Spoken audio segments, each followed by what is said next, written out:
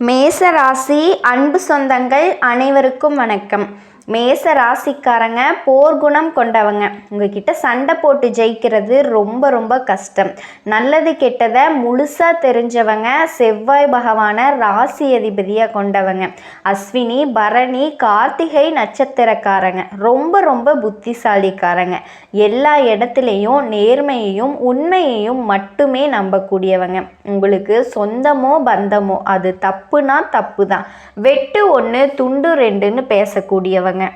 அப்படிப்பட்ட மேசராசிக்கு இந்த 2026 குரு பெயர்ச்சி பலன் எப்படி இருக்குன்னு பார்க்கலாமா?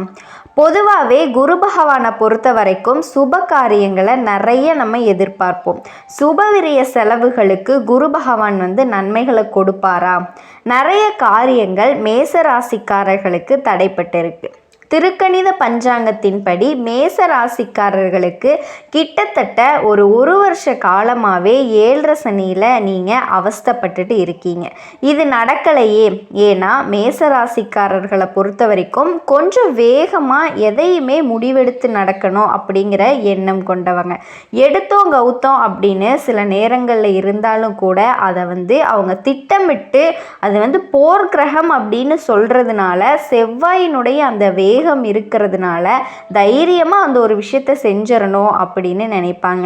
அந்த தைரியத்தை பிரேக் பிடிச்சு வைக்கிறாரு சனி பகவான். அந்த தைரியசாலிகள் கிட்ட தைரியம் மட்டும் இருக்குது, ஆனால் செயல்பாட்டில் செயல்படுத்த முடியல. எதையுமே நம்ம போய் வேகமாக எதில் இடித்து நிற்கிறோம் அல்லது பாதி வழியில் நின்றுக்கிட்டு இருக்குது. ஒரு வேலை ப்ரொமோஷனாக இருக்கலாம், இல்லை வீட்டில் சுப காரியங்களாக இருக்கலாம், உடல்நிலை சார்ந்த பிரச்சனையாக இருக்கலாம். முதல் மன திடக்காத்திரம்னு சொல்லக்கூடியது எது வந்தாலும் கலங்காமல் பார்த்துக்கலாண்டா அப்படின்னு சொல்லக்கூடிய மேசராசிக்காரர்களை எல்லா வகையிலையுமே எதுக்கு கலங்கடிக்கிறதுனே தெரியாமல் 12ஆம் இடத்திலேயே விரயஸ்தானத்தில் இருக்கக்கூடிய சனி பகவான் அவர் பார்க்கக்கூடிய இடங்களையும் பிரச்சனைப்படுத்தி இருக்கிற இடத்தையும் பிரச்சனைப்படுத்தி ரொம்ப மேச ராசிக்காரர்களுக்கு எல்லா காரியமே ஒரு இழுப்பறியான சூழலில் இப்போ வச்சிட்ருக்காங்க. நிறைய மேசராசிக்காரர்கள் பணம் பொருளாதாரம் சார்ந்த பிரச்சனைகளில் சிக்கி தவிக்கிறத நம்ம பார்க்குறோம். அப்படிப்பட்டவங்களுக்கு இடையில அவர்களினுடைய ராசிக்கு யோகக்காரகன் அப்படின்னு சொல்லக்கூடியவர் குரு பகவான். மேசத்தை பொறுத்த வரைக்கும் 9க்குடைய பாக்கியாதிபதி குரு பகவான் வர்றாரு. அவரே விரையாதிபதியாக வந்தாலும் கூட சுப விரயங்களை கூடுமானவரை மேசராசிகளுக்கு கொடுக்க கடமைப்பட்டவராக குரு இருப்பார். அப்படிப்பட்ட ஒரு குரு பகவான் இந்த 2026 வருஷத்தில் ஜூன் மாதம் 1ஆம் தேதி இரவு திங்கட்கிழமை 1:50 மணிக்கு சரியாக பயிற்சி ஆகிறாரு மிதுனத்திலிருந்து கடகராசிக்கு. இந்த குருவில் 9 மாதங்கள் கடகத்திலேயே உச்ச குருவாக மேச ராசிக்காரர்களுக்கு அவர் பலன் தர காத்திருக்கிறாரு. திடீர் அதிர்ஷ்டத்தை கொடுக்கறதுக்கு பெரிய வாய்ப்பு கொடுக்கறதுக்கும் குரு பகவான் உட்கார்ந்துருக்காரு. அவங்க கிட்ட சில அதிசாரம்னு சொல்கிறோம். அதாவது 31 அக்டோபர் மாதம் 2026 அதிசாரமாக சிம்ம ராசியில் குரு பகவான் பிரவிசாத்தாலுமே கூட மீண்டும் வக்ரகதி அங்கிருந்து திரும்ப கடகத்திற்கு திரும்புறாரு. அந்த ஜனவரி 24ஆம் தேதி அப்ப 9 மாதங்கள் உச்ச குருவாகவே மேச ராசிக்காரர்களுக்கு இந்த 2026 ஜூன் மாத துவக்கத்துல 1ஆம் தேதி நள்ளிரவே அவர்களுக்கு ஒரு நல்ல வாய்ப்பு அப்படிங்கிறத குரு கொடுக்க போறாரு. அந்த குரு பயிற்சியினால நிறைய அதிர்ஷ்டங்களை மேச ராசிக்காரர்கள் பெற போறாங்க. மேச ராசியினுடைய வேகத்திற்கு மேச ராசியினுடைய செயல்திறனுக்கும் அந்த மேச ராசியினுடைய உத்வேகத்திற்கும் ஒரு பெரிய சப்போர்ட்டாக பெரிய ஆறுதல் தரக்கூடிய ஒரு விஷயமா இந்த வருஷம் அவங்களுக்கு குரு பகவானினுடைய பலம் அப்படிங்கிறது ரொம்ப ரொம்ப சிறப்பாக இருக்க போகுது. மேஷத்திற்கு 4ஆம் இடத்துல உச்ச குருவா சதுர்கேந்திரத்தில் கஜகேசரி யோகம் அப்படிங்கிற நிலையை பெற்று குரு பகவான் 12ஆம் இடத்துல இருக்கக்கூடிய சனி பகவானினுடைய தொல்லை கொடுக்கக்கூடிய சனி பகவானை தன்னோட உச்ச பார்வையாக பார்த்து அந்த சனி பகவானினுடைய தாக்கத்தை குறைக்க இருக்கிறாரு. ஆக குரு பார்த்த உடனேயே சனி பகவான் அந்த இடத்துல சுபநிலை அடைகிறாரு. சனி பகவான் பார்வைப்படக்கூடிய இடங்களினுடைய வீரியம் எல்லாமே குறைஞ்சு மேச ராசிக்காரர்களுக்கு நிறைய நல்ல விஷயங்கள் நடக்க போகுது. குரு பகவானினுடைய அந்த ஸ்தன பலன் வேணா 4ஆம் இடத்துல இருக்கிற குரு சில தடுமாற்றங்களை கொடுக்கும் அப்படின்னு. அதாவது நிறைய விஷயங்கள் பொதுவாக பஞ்ச பாண்டவர்கள் சூது போன்ற வினையினால் நாடு நகரத்தை விட்டு ஆரண்யம் விட்டு போனாங்க. ஐவர் 4ஆம் இடத்துலையே குரு வரும்போது அந்தணன் கேந்திர மாரி நாளில் உட்காரும்போது அவதிகள் மெத்த உண்டு அப்படின்னு சொல்கிறாங்க. ஆனால் அப்படி இருந்தாலும் கூட யோகாதிபதி அப்படின்னு சொல்லக்கூடிய பாக்கியாதிபதினு சொல்லக்கூடிய குரு பகவான் 9ற்குரிய கோணாதிபதியாகிய ராசிக்கு அந்த நாளிலேயே கேந்திரம் அப்படிங்கிற நிலையில் உட்காரும்போது மேச ராசிக்காரர்களுக்கு நிறைய நன்மைகளை கொடுப்பாரு. அது இருக்கக்கூடிய ஸ்தானம் ஸ்தானாதிபதி யார் அப்படிங்கிறத பொறுத்து தான் பலன் எடுக்கணும் அப்படின்னு சொல்கிறதுனால மேஷத்திற்கு குரு உச்சமாக இருந்தாலும் கூட 4ஆம் இட பாதிப்பு அப்படிங்கிறது அவருக்கு இருக்காது. மாறா வீடு, வண்டி, வாகனம், சுகம் இந்த மாதிரி விஷயங்களில் நிறைய தடைகள் எல்லாமே அவர்களுக்கு நிவர்த்தி செய்யப்படும். தாயார் சொத்துக்கள், தாயார் வழி அந்தஸ்து, தாயார் வழி உறவுகள் ரீதியான சிக்கல்கள் அவர்களுக்கு நிவர்த்தியை கொடுக்கும். ரொம்ப நாளாக வீடு மாற்றம், இடமாற்றம் பண்ணணும்னு நினைக்கக்கூடிய மேசராசிக்காரர்களுக்கு ஒரு இடமாற்றம் நடக்கும். பழைய வீட்டை புதுப்பிக்கக்கூடிய மேசராசிகளுக்கு வீட்டை புதுப்பிக்கக்கூடிய ஒரு சூழல் உருவாகும். உயர்கல்வி படிக்கக்கூடிய மாணவர்களுக்கு உயர்கல்வி படிக்கக்கூடிய வாய்ப்பு எல்லாமே கிடைக்கும். நிறைய அரசு பட்டம், பதவி, வாக்கியங்கள் இது எல்லாமே எனக்கு தடைப்பட்டு இருந்தால் கூட விஷயங்கள் எல்லாமே மேசராசிக்காரர்களுக்கு நடக்கும். 4ஆம் இடம் வீடு சம்பந்தப்பட்ட, சொத்து சம்பந்தப்பட்ட விஷயங்கள் வழக்குகளில் இருந்தால் அந்த வழக்குகள் அப்படிங்கிறது இவங்களுக்கு நிவர்த்தியை கொடுக்கும். மேசராசிக்காரர்களுக்கு 4ஆம் இடம்னு சொல்லக்கூடிய உயர்கல்வி, வீடு, வாகனம், புத்தி, மனம் எல்லாத்தையுமே ஒரு தெளிவாக கொடுக்கக்கூடிய ஒரு அமைப்பில் குரு உட்கார்ந்துருப்பார். ராசிக்கு 4ல் குரு உட்கார்றதை விட அவரினுடைய பார்வை பலன்கள் இன்னும் 2 இடங்களை மேசராசிக்காரர்களுக்கு பார்த்து சுபப்படுத்த போகிறாரு. பொதுவாக குரு பகவான் அப்படிங்கிறது 3ஆம் இடங்களை பார்ப்பார். அதில் மேச ராசிக்காரர்களுக்கு முதல் தனது நல்ல பார்வை பலனாக ராசிக்கு 8ஆம் இடம்னு சொல்லக்கூடிய இடத்தை 5வது பார்வையாக பார்க்க பலம் பொருந்திய பார்வையாக ராசியாதிபதினு சொல்லக்கூடிய செவ்வாயினுடைய மற்றொரு வீடான விருச்சிகத்தை குரு பார்க்கறது மேசத்திற்கு மிகப்பெரிய வரம் அப்படின்னு சொல்லலாம்.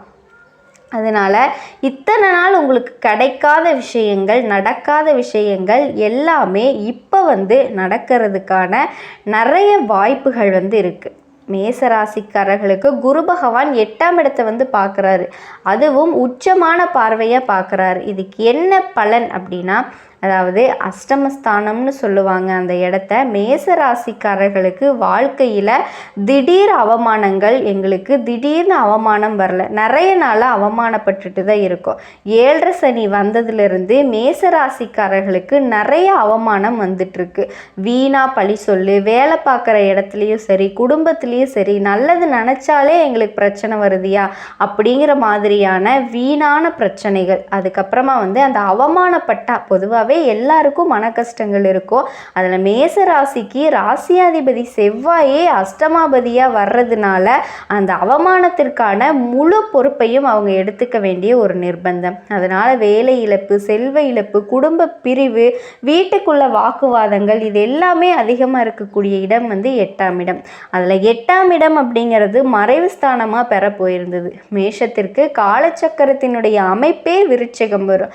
அந்த விருச்சிகத்திற்குரிய கிரகம் ஆதிக்க கிரகமாக செவ்வாய் வருவார். ராசியாதிபதியே ஒரு வித மறைமுகமான தொந்தரவுகளை, நோய் எதிர்ப்பு, கடன், மறைமுகமான எதிரிகள் மேசராசிக்காரங்க கடன் பட்டிருப்பாங்க, வெளியே சொல்லாமல் சமாளிச்சிருப்பாங்க, எதிரிகள் தொல்லையில் இருப்பாங்க, எல்லாத்துலேருந்துமே அவமானப்பட்டிருப்பாங்க. ஆனால் அந்த அவமானத்தை கண்ட்ரோலில் வச்சுருப்பாங்க.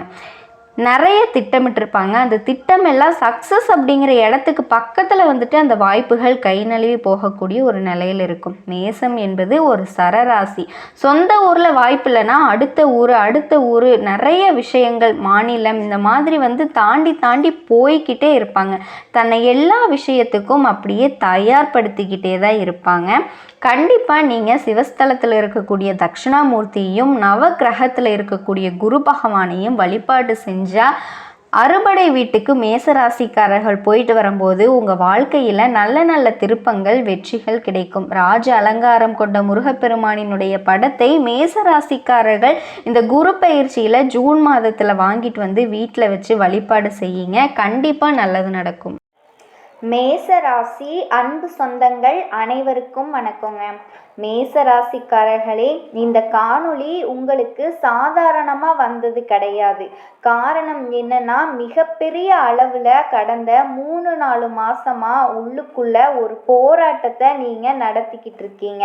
வெளியில் எல்லாமே அமைதியாக இருப்பது போல இருக்கலாம், ஆனால் உள்ளுக்குள்ள ஒரு கேள்வி உங்களை தினமும் தட்டி எழுப்பிக்கிட்டே இருக்கு. நான் இவ்வளவு முயற்சி செய்கிறேன், ஆனாலுமே என்னோட வாழ்க்கை இன்னும் நிலையாகவே இல்லையே. என்னோட நேரம் எப்போதான் ஆரம்பிக்க போகுது? எனக்கு நல்ல நேரம் எப்போதான் வரப்போகுது? சில நேரத்தில் கோபந்தான் வருது, சில நேரங்களில் விரக்தி நிலைக்கு போயிடுறீங்க, சில நேரத்தில் எல்லாத்தையுமே விட்டுட்டு எங்கேயாவது போயிடலாம் அப்படிங்கிற ஒரு எண்ணமும் உங்களுக்குள்ள தோன்றிக்கிட்டே தான் இருக்கு. ஆனால் ஒரு விஷயம் மட்டும் தெளிவு, உள்ளுக்குள்ள ஒரு மாபெரும் காட்டு தீ எரிஞ்சிட்டு இருக்குது அப்படிங்கிறது. நான் சாதிக்கணும் அப்படிங்கிற உறுதி தினமும் உங்க மனசுல எழுந்துக்கிட்டே தான் இருக்கு. அந்த அக்னி சுடருக்கான நாட்கள் தான் இனி வரக்கூடிய நாட்கள். மிகப்பெரிய திருப்பு முனையா உங்களுக்கு அமைய போகுது. இப்ப நான் சொல்ல போற இந்த ஒரு விஷயம் உங்களுக்கு அதிர்ச்சியா தான் இருக்கும். கண்டிப்பாக இதை கேட்டு முடிக்கும்போது நீங்கள் உங்களுக்குள்ளேயே சொல்லுவீங்க, இதுதான் என்னை மாற்ற வந்த நேரம் அப்படின்னு. ஏன் அப்படி நடக்கும்? என்னதான் மாற்றம் வரும்? அதற்கான ஒரு முக்கிய ரகசியந்தாங்க இந்த காணொளியோட கடைசியில் நான் சொல்ல போகிறேன். அதனால் கண்டிப்பாக இதை முழுமையாக பார்த்து நீங்கள் பயன்பெறுங்க. உங்களுக்கு நல்லது மட்டுமே நடக்கும். வாக்கிய பஞ்சாங்கத்தின்படி மேசராசிக்கு கிரகநிலை ரொம்ப தீவிரமாக இருக்குது. உங்களுடைய ராசி அதிபதியான செவ்வாய் உங்களுக்குள்ள செயல், துணிவு, தீப்பொறி ஆகியவற்றை அதிகரிக்கிறாரு.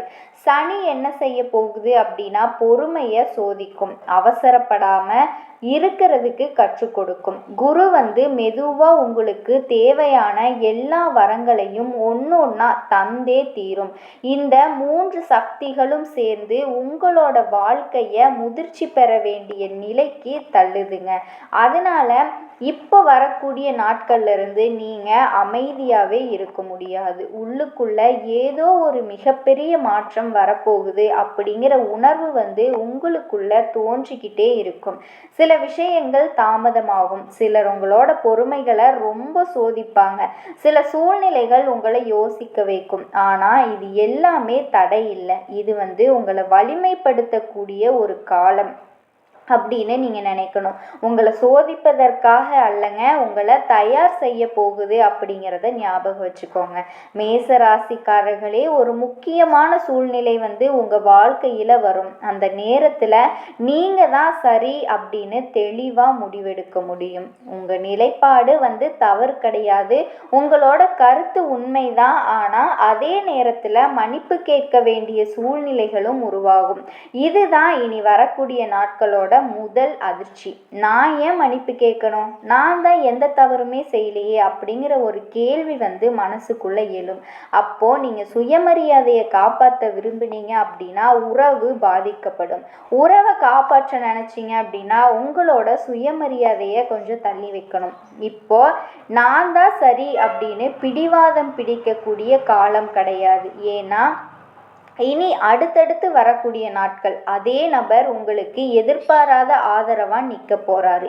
இப்போ நீங்கள் அமைதியாக எடுத்த முடிவு அடுத்த வரக்கூடிய நாட்களில் பலன் தரும். இப்போ உங்களோட தாழ்மையை கற்றுக் கொடுக்குற விஷயம் சில நேரங்களில் தலையை குனிவது போல தோல்வி அல்லங்க. அதாவது தலையை குனிகிறது தோல்வி கிடையாது, அது மாபெரும் வெற்றிக்கான முதல் படி. மேசம் அப்படின்னாலே அக்னிக்கு சமம். அதனால உங்களினுடைய மன ஆற்றல் அதிகமாக இருக்க போகுது. சின்ன தாமதத்தை கூட உங்களால் பொறுத்து கொள்ளவே முடியாது. மெதுவாக செயல்படுறவங்களை பார்த்தாலே எரிச்சலாக ஆகும். உங்களுக்கு தேவையில்லாத வாக்குவாதங்கள் உண்டாகிறதுக்கு வாய்ப்பு இருக்குதுங்க. ஆனால் கவனமாக கேளுங்க, இது உங்களினுடைய பலவீனம் கிடையாது, இது உங்ககிட்ட இருக்கிற அதிகமான ஆற்றல். அந்த ஆற்றலை நீங்கள் சரியாக பயன்படுத்தலை அப்படின்னா அது உங்களுக்கு கோபமாக வெளிப்படும். தமிழ் வாக்கிய பஞ்சாங்கத்தின் படி இது உங்களுக்குள்ள இருக்கக்கூடிய பலத்தை சேர்க்கக்கூடிய காலகட்டம். இப்போ உங்க எதிர்வினைகளை கட்டுப்படுத்தினீங்க அப்படின்னா மட்டும்தான் இனி வரக்கூடிய நாட்கள்ல உங்க செயல்களுக்கு இரட்டிப்பு பலன் கிடைக்கும். கோபம் வந்த உடனே பதில் சொல்ல வேண்டாம், ஒரு நிமிஷம் அமைதியா இருங்க. அமைதி இப்போ உங்களுக்கு மிகப்பெரிய ஆயுதமா இருக்க போகுது, அதை நினைவுல வச்சுக்கோங்க. இப்போ உங்களோட வேகத்தை மெதுவா கட்டுப்படுத்த உங்களுக்குள்ள கற்றுக் கொடுக்கும். அந்த கட்டுப்பாடு மட்டும்தான் உங்களுக்கு அடுத்து வரக்கூடிய நாட்கள்ல வெற்றியா மாறும். கவனமா கேளுங்க, இப்ப இருக்கக்கூடிய உடனடி பணவரவு உங்களுக்கு அதிகமா இருக்காது. சில தொகைகள் தாமதமாகலாம், சில வாய்ப்புகள் தள்ளி போடப்படலாம், எதிர்பாராத உயர்வு உடனே வராம இருக்கலாம். இதனால மனசுல ஏமாற்றம் வரலாம். ஆனா இந்த வரக்கூடிய இனி நாட்களில் நீங்கள் எடுக்கக்கூடிய ஒரு சின்ன முடிவு இனி உங்களோட வாழ்க்கையோட 2ஆம் கட்ட பாதையை மாற்ற போகுது. அவசரப்பட்டு வேலையை மாற்ற நினைக்காதீங்க, சோர்வாகி தொழிலை மூட நினைக்காதீங்க. இது விட்டுட்டு ஓடக்கூடிய காலம் கிடையாதுங்க, கவனித்து திட்டமிட வேண்டிய காலம். ஏன் அப்படின்னா இனி வரக்கூடிய நாட்கள், அதாவது இன்னும் 2-3 மாதம் கழிச்சு எதிர்பாராத பண ஓட்டம் உருவாக போகுது. அந்த வரவு இப்போ நீங்கள் காட்டிய பொறுமைக்கான பலன் அப்படிங்கிறத நினைவில் வச்சுக்கோங்க. இப்போ வெற்றியை உங்களுக்கு தரலை அப்படின்னா, ஆனால் அந்த வெற்றிக்கான அடித்தளத்தை நிச்சயமாக உங்களால் போட முடியும். அடித்தளம் ஆழமாகவும் வலுவாகவும் இருந்துச்சு அப்படின்னா அதன் மேலே நீங்கள் கோட்டையவே கட்டலாம். இப்போ உங்களுக்கு ரொம்ப நெருக்கமான ஒருத்தரால் சின்ன ஏமாற்றம் ஏற்படலாம். அவர் காதல் துணையாக இருக்கலாம், அல்லது நெருங்கிய நண்பராக இருக்கலாம், குடும்பத்தில் ஒருத்தராக கூட இருக்கலாம். அந்த நபர் கூறிய ஒரு வார்த்தை உங்களை பாதிச்சிருக்கலாம். அவர் எடுத்த ஒரு முடிவு உங்களை மன உளைச்சலுக்கு ஆளாக்கி இருக்கும். அந்த நொடியில் ஏன் இப்படி செஞ்சாங்க அப்படிங்கிற கேள்வி உங்களுக்குள்ள எழும். ஆனால் கவனமாக கேட்டுக்கோங்க, அது துரோகம் கிடையாதுங்க, அது உண்மை வெளிப்படக்கூடிய தருணம். இந்த காலகட்டத்தில் யார் தற்காலிகம், யார் நிரந்தரமாக நம்மளோட இருப்பாங்க அப்படிங்கிற தெளிவு மிகப்பெரிய அளவு உங்களுக்குள்ள பிறக்கும். சிலர் தூரமாகலாம், சிலர் இன்னும் நெருக்கமாகலாம். அந்த நேரத்தில் உங்களோட நெஞ்சில் வலி இருக்கும். ஆனால் 2 மாதம் கழித்து அதே விஷயத்தை நினச்சி பார்க்கும்போது நீங்கள் மிகப்பெரிய அளவில் உள்ளுக்குள்ள நிம்மதி உங்களுக்கு கிடைக்க போகுது. ஏன்னா தெளிவு தரக்கூடிய இழப்பு குடும்பத்தில் இருக்கக்கூடிய உறவை விட ஒரு படி மேலே இனி வரக்கூடிய நாட்களில் உங்களை சுற்றறியும் உங்களினுடைய வாழ்க்கையிலையும் உண்மையானவர்களை மட்டும்தான் உங்களோட இந்த வாழ்க்கை வச்சிருக்கும். காரணம் என்னன்னா உள்ளுக்குள்ள இருக்கக்கூடிய ஆற்றல் அதிகரிக்க போகுது. இது செஞ்சே ஆகணும் அப்படிங்கிற ஒரு உந்துதல் உங்களுக்குள்ள இருக்கும். ஒரே நேரத்தில் பல விஷயங்களை தொடங்க நினைப்பீங்க. ஆனால் அப்பேற்பட்ட அதிகமான ஆற்றலுக்கு சமநிலை இல்லை அப்படின்னா உடலில் சோர்வு உண்டாகும், உடல் சூடு அதிகரிக்கலாம், தலைவலி தோன்றலாம், தூக்கத்தில் குறைவு இருக்கலாம். இது ரொம்ப பெரிய பிரச்சனை கிடையாது. ஆனால் கவனிக்காமல் விட்டுட்டீங்க அப்படின்னா அடுத்து வரக்கூடிய நாட்களில் வரக்கூடிய வாய்ப்பை நீங்கள் முழுமையாக பயன்படுத்த முடியாமல் போயிடும். அதனால் இப்போவே உங்களோட உடலை நீங்கள் புறக்கணிக்காதீங்க. நிறைய தண்ணி குடிங்க. இரவு நேரத்தில் கடந்த காலத்தை பற்றி யோசித்து நேரத்தை கடக்காமல் உறங்க முயற்சி செய்யுங்க. செவ்வாய்க்கிழமையில் அமைதியாக பிரார்த்தனை பண்ணுங்க. உடலும் மனதும் தயாராக இருந்துச்சுன்னா மட்டும்தான் உங்களுக்கு வரக்கூடிய வெற்றியை தாங்க முடியுங்க. இப்போ உங்கள் உடலையும் மனசையும் ஒரு பெரிய முன்னேற்றத்திற்காக தயார்படுத்தி வச்சுக்கோங்க. இப்போ உங்கள் வாழ்க்கையில் ஒரு எதிர்பாராத பொறுப்பு உங்களுக்கு தானாக வரும். அது வேலை தொடர்பானதாக இருக்கலாம், குடும்பத்தில் ஒரு முடிவாக இருக்கலாம். இது எல்லாத்துக்குமே நீங்கள் இந்த சமுதாயத்தில் ஒரு நிலைப்பாடாக கூட இருக்கலாம். அந்த நேரத்தில் அனைவரும் உங்களை நோக்கி பார்ப்பாங்க, இவர் என்ன முடிவெடுக்க போகிறாரு அப்படின்னு நினைப்பாங்க. அதனால் அந்த தருணம்